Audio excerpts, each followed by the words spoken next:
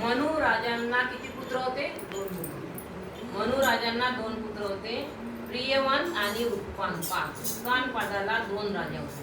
त्याचं नाव होतं सुनीची आणि पहिल्याच्या काळात राजांना 2 पत्नी, एक आवडती एक नावडती. सुनीती आणि सुरुची. सुरुची आणि सुनीती म्हणजे 2 डोळे आहेत, ज्ञानचक्षु आणि चर्मचक्षु. ज्ञानचक्षु म्हणजे ज्ञानाचे चक्षु, चर्मचक्षु हे डोळे आपले पाहण्याचे. आणि सुनीती ही गुणी होती. का होती? जरी पाहायला सुंदर नव्हती, एखादी सुंदर पाहायला असली, तिचे गुणच चांगले नसले तर, एखादी सावळी असली, रूप असली तर तिचं गुण चांगला असेल. पण आजकाल रूपावर जाते ना, सुंदर चांगलं असं तिकडे करते आहे की नाही, त्याचे गुण नाही.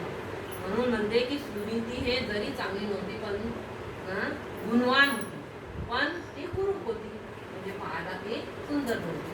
सुरुची सुनीती आणि सुरीची सुंदर होती पाहायला, पण राजाला ती सुंदर होती म्हणून तेच आवडत होती.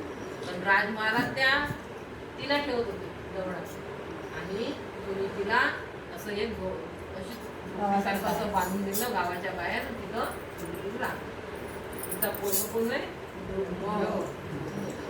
आणि जेव्हा पंचगुण नव्हते तिच्या, सुरुचीच्या पुत्राचे नाव काय होते? उत्तम. सुरुचीच्या उत्तम आणि सुनीतीच्या ध्रुव. सुरीच्या पुत्राचे नाव ध्रुव. उत्तानपाद हे जीवनाचे वर्णन आहे. थोडंसं ऐका म्हणजे लक्षात राहील. जेव्हा जीव जन्माला होतो तेव्हा त्याचे डोके कुठे होते?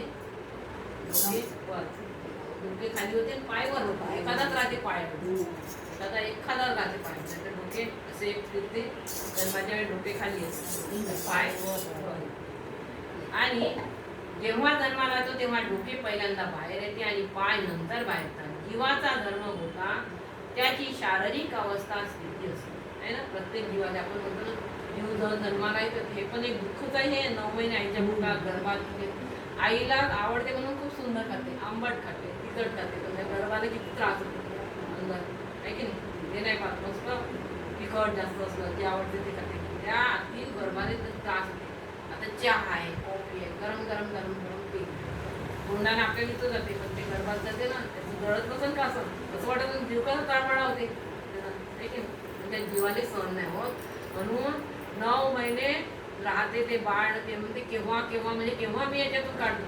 जसं आपल्याला मृत्यूनंतर जसं आपल्याला सूक्ष्म देहाला जसं दुःख होते, तसं गर्भातल्या मुलाला सुद्धा दुःख होते. जन्म काही नाही कठीण आहे. कधी कधी आईलाही त्या संकटात आईचा पुनर्जन्म होते.